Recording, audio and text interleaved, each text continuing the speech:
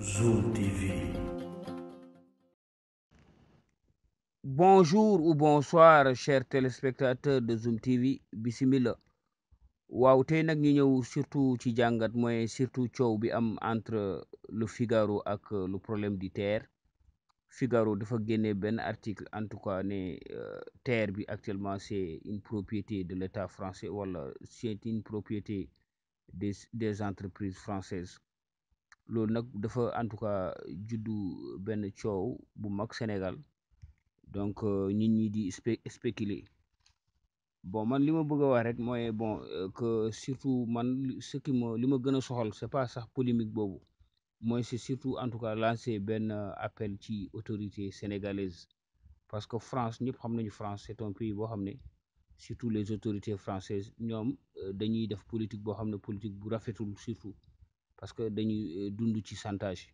seen entreprise yi nekk France aussi toujours dañuy dund ci chantage c'est-à-dire toujours dañuy jéem a coc les gouvernants wala les gouvernements boo leen joxee marché en tout cas ñu jéem a toujours jéem a xool ndax mun nañ jaar sa kaw en tout cas di la def chantage wala di la tiital surtout boo nekkee pays africain francophone di la tiital comme quoi que boo leen joxul marché wala boo leen kii en tout cas dinañ la xeex loolu nag ils ont ça a toujours marché comme ça mais ñoom les Français c'est que lu ñu comprendre c'est que l'histoire est en train de changer léegi ñëpp yeewu nañu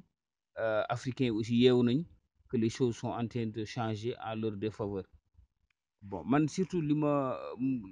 lu tax ma def vidéo bi surtout parce que man projet bi bu mu njëkkee am le projet sénégalais là bu mu njëkkee am mooy le TER je sais que c'est un bon projet parce que c'est un projet du plan Sénégal émergent et aussi projet bi tamit ñu bëri sax dañ ko doon critiquer di naan oui le Sénégal n'est pas encore prêt pour en tout cas di am réseau bu mel ni dafa dañu waroon commencer Dakar Bamako en tout cas réhabiliter l'ancien système je pense que c'est bon c'est un bon en avant mooy li ñu def ni c'est-à-dire que créer benn train boo xam ne non seulement day yokk koom-koomu Sénégal aussi day yóbbu Sénégal ci progrès parce que Sénégal Dakar dafa nekk presqu'île nekk aussi capitale donc déplacement bi lu jafe la woon te loolu aussi bu amul même boo commandé woon 200 wala 300 bis ba 500 bis sax du tax toujours nga am en tout cas une fluidité dans la circulation donc train rek moom mun a ñëw en tout cas régler ce problème là donc je pense que tey train bi en tout cas réglé na vraiment lu bëri ci déplacement au niveau de Dakar te Dakar aussi mooy poumon économique mooy suñu capitale aussi dafa war a am ay infrastructure dafa war a taaru loolu tamit day yokk respect day ci xëcc investisseurs yi ci dëkk boobu je pense que loolu état bi kenn en tout cas mënu ko critiquer man de en tout cas ñu bëri ñu ngi ko doon critiquer mais man j'étais d'accord que en tout cas ñu defar projet yu mel ni surtout dans notre capitale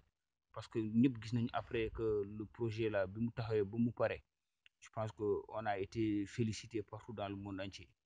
am na sax léegi pays africains yu bëri en tout cas ñuy topp suñu ginnaaw pour aussi en tout cas defar lu mel noonu bon même man lu ma d'accordul rek ci gouvernement bi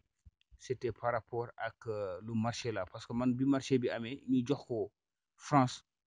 sincèrement ça m'avait beaucoup touché quoi loolu daf ma mettoon loolu parce que moi je me dis que ñun africains yi surtout les pays francophones dafa mel ni ñun bugguñu toujours génn ci colonisation on a toujours un esprit formaté toujours dañ ñu formaté lépp lu ñu am wala bépp technologie wala bépp progrès bi ñu bëgg a def il faut ñu jaar ci France pour am ko et je me disais pourquoi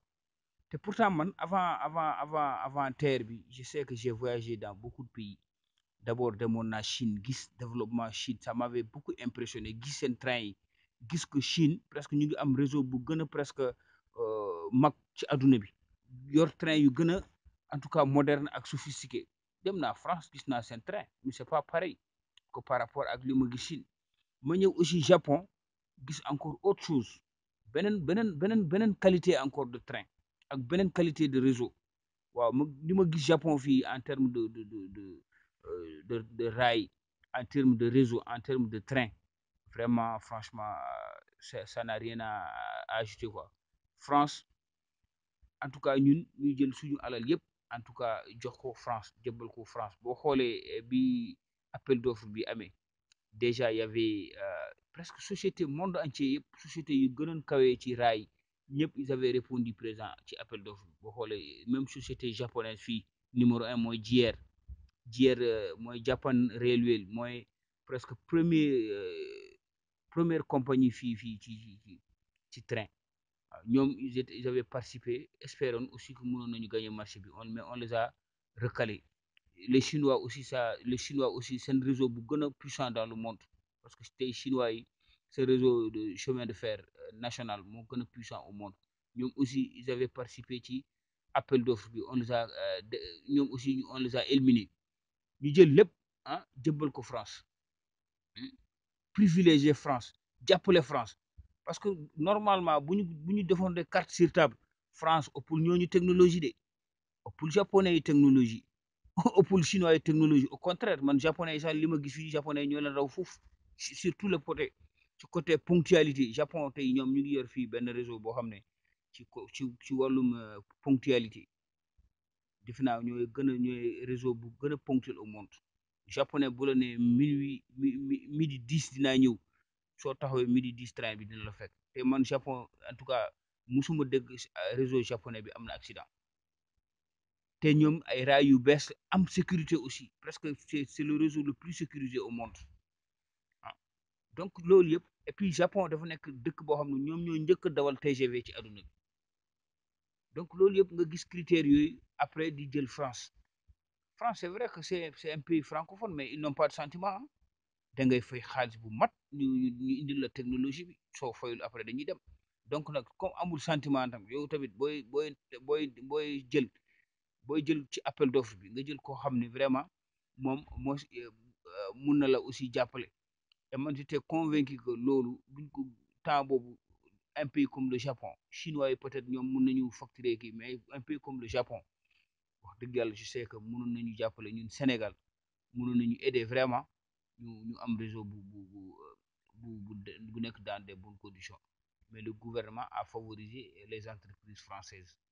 jox leen marché bi léegi on a vu jox leen marché bi après ñu dem créer SETER ñu ne SETER mooy exploité léegi SETER ñu ne nañu ñoom 3 ans lañ ko jox contrat bi pour mu exploiter 3 ans yi jeex ñoom dañuy def chantage France noonu la ñuy def dañuy def chantage ñu ne la léegi 3 ans yi jeex na ñu lay laaj leneen waaw soo ko buggul en tant que président wala en tant que gouvernement africain ñu def la chantage après di la napp quoi indi seen médias yi yëpp ñu jël seen médias yëpp def ko sa ginnaaw pour en tout cas jëm la daaneel wala yàq sa image c'est comme ça chantage la ñuy def loolu nag baax na ñun ci suñu gouvernement bi parce que je pense que président Macky Sall nag loolu il a été fautif wax dëgg yàlla foofu il a été fautif parce que waruloon jox marché yi les français tey technologie mu ngi fépp mu ngi Corée mu ngi Japon mu ngi Chine c'est des pays mu ngi sax Allemagne parce que Allemagne Siemens ngi foofu waaw je ne sais pas nag lu tax ñun ñu entêté par tous les coups marché yu ñu am yëpp que ça soit le BRT train yi ça soit le BRT mooy bus yi ak yëpp ñu jox ko un groupe français pour mu exploiter il faut chercher d'autres on a fait l'expérience à AIBD avec les Turcs ñu gérer aéroport bi vraiment ça a été bien amuñ problème amuñ chantage comme ni français yi di def parce que lii c'est honteux tey Figaro di bind article di naan woy que ñoom ñoo kii ça c'est une insulte et c'est de la manipulation lu ma métti rek c'est que la presse sénégalaise aussi ñoom ils sont pas patriotes parce que loolu presse sénégalaise si boppam ñoo waroon def benn front parce que ku bëgg a yàq sa image réew da nga war a xeex ak moom mais malheureusement au Sénégal ku ñëw di yàq image Sénégal presse bi sax ñoo lay jàppale y a pas de patriotisme donc loolu nag vraiment moo taxoon man ma bëgg vraiment def vidéo bi et puis maa ngi ñaan gouvernement bi vraiment ni ñu ñëw xool man maa ngi fii Japon dama bëgg gouvernement bi vraiment ñu ñëw xool technologie bi fi am Japon surtout en matière de rail surtout en matière de train vraiment les trains japonais sont les plus modernes au monde le réseau ferroviaire japonais dafa nekk réseau bu gën a aussi presque moderne au monde ak sécurité ak ponctualité yëpp vraiment man ñoo ma gënal technologie bi nekk Europe bi foofu te pourtant ñaar yëpp gis naa leen voilà donc nag justement pour simplement revenir dans cette vidéo en français c'est pour juste dire que moi en tout cas ces temps-là il y a eu vraiment une polémique surtout au niveau du TER il y avait un article de Figaro qui critiquait surtout la gestion du terre en disant que le terre n'est pas rentable et que certainement aussi même que le terre sénégalais appartenait à des entreprises françaises. En tout cas, pour moi, c'est un article qui est vraiment insultant pour le Sénégal. Et d'ailleurs, je dis que lorsqu'on donnait le marché à des entreprises françaises, moi, à mon avis, je n'étais pas du tout d'accord. Parce qu'aujourd'hui, la France seule n'est pas la détentrice de la technologie. Moi, je vis ici au Japon. Je vois qu'aujourd'hui, les trains japonais sont plus modernes. Je vois même que le chemin de fer japonais est plus moderne. Je vois même que la ponctualité en termes euh, de réseau, le Japon est en tête. Et même au niveau sécuritaire. Donc, pourquoi forcément donner tous les marchés à des entreprises françaises alors que derrière, il y a le chantage. Parce que les Français, tu leur donnes le marché avec un contrat d'1 an ou bien 2 ans ou de 3 ans d'exploitation. Et dès que l'échéance s'approche, ils commencent à te faire chanter. Surtout avec des menaces, surtout pour les régimes. Des menaces sur des gouvernements en faisant des pressions. Ou bien en tant que leur gouvernement même participe aussi à faire la pression pour leurs entreprises. C'est ce qu'aujourd'hui la jeunesse africaine ne veut pas. Il faut que le président Macky Sall et surtout le gouvernement sénégalais aujourd'hui fassent les choses comme elles se doivent. Aujourd'hui, il y a des pays comme le Japon qui sont prêts à nous aider et qui ont la technologie. La technologie japonaise est meilleure. Hmm. La Chine est là.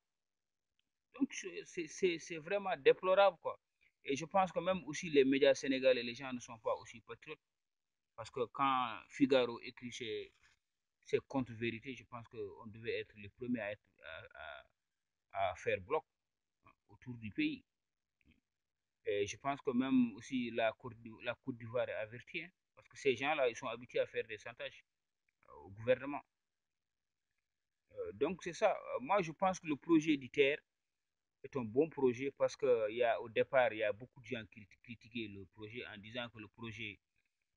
n'était pas du tout rentable. C'est vrai que sur le plan financier, peut-être il n'est pas rentable, mais sur le plan économique, euh, socio-économique, je pense que c'est un bon projet et qui va aussi aider les populations sénégalaises puisque, comme je le disais tout à l'heure, Dakar est une presqu'île. Et Dakar aussi est le poumon économique du Sénégal. Je pense que même si on commandait 1000 bus pour la circulation, on ne pourrait pas vraiment résoudre le problème de la mobilité urbaine. Je pense que le train est venu vraiment régler ce problème-là. Mais mon problème simplement pour le projet, je le soutiens. Mon problème simplement, c'est pourquoi on a donné tous ces marchés-là à des entreprises françaises. Et après, on donne ces marchés aux entreprises françaises et après, c'est le chantage ou bien même c'est le dénigrement. Quand un journal français aujourd'hui, où il y a des lobbies tapis en France et qui, en tout cas, poussent leurs journaux avec des articles à faire du chantage au gouvernement sénégalais, je pense que c'est une honte. Et on l'a mérité, hein, parce qu'on pouvait donner ces marchés-là à d'autres pays qui vont nous respecter beaucoup plus. Voilà, malheureusement. Donc, c'est ça. Et je pense que la Côte d'Ivoire est avertie, hein, eux qui veulent faire aussi un métro. S'ils confient leur marché aussi à des entreprises françaises, ça sera la même chose. Il faut que l'Afrique aujourd'hui se réveille. Aujourd'hui, l'Asie, il y a tout ce que l'Europe fabrique aujourd'hui, il en existe aujourd'hui en Asie, que ce soit le Japon, que ce soit la Chine ou bien même la Corée. Donc, voilà, je pense que le Japon, surtout en matière de rail, comme je l'ai dit, en matière de rail, c'est pourquoi j'ai opté récupérer les images, en tout cas, du réseau ferroviaire japonais, pour en tout cas l'illustrer dans cette vidéo. Donc voilà, donc je préfère m'arrêter ici. C'est dire simplement, en tout cas, nous demandons au gouvernement sénégalais d'être très vigilant. Que prochainement, quand il y a vraiment une extension du réseau ferroviaire, il faut essayer les autres partenaires, il faut essayer les autres pays qui ont la même technologie et qui sont beaucoup plus compréhensibles, où il y a beaucoup plus de respect. Je pense que c'est ça. Aujourd'hui, on a vu, lorsque le gouvernement a confié l'autoroute Ila Touba à l'entreprise chinoise, ça a été exécuté d'une manière sérieuse sans chantage. Le projet a été très vite terminé. Le BRT aujourd'hui a été confié à une société chinoise. Je pense qu'aussi ils sont en train de faire un bon travail. Ce n'est pas forcément les Français qui peuvent résoudre nos problèmes. Aujourd'hui, il y a une diversification de nos partenaires. Et malheureusement, quand Figaro dit oui, que le projet d'ITER appartient à la France, donc où est l'argent Où est l'argent versé par la Banque islamique de développement qui a fait un prêt au gouvernement sénégalais, ou bien la Banque africaine de développement aussi, qui a en tout cas financé le Sénégal dans ce projet. Même si la France, il y a une partie il y a une partie du financement qui est venue de la France, je pense aussi il ne faut pas négliger l'apport de la Banque africaine de développement et la Banque islamique de développement qui ont été vraiment aussi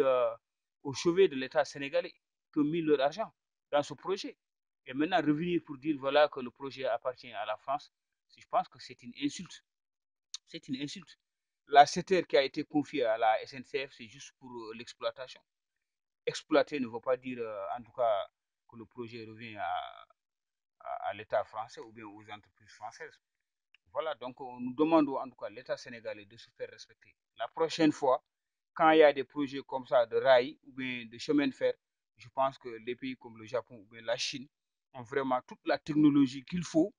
vraiment pour régler ce problème-là et puis aussi dans un respect très total. Voilà, dans un respect total aussi. Voilà. Donc on va arrêter ici la vidéo et on se donne rendez-vous pour d'autres vidéos.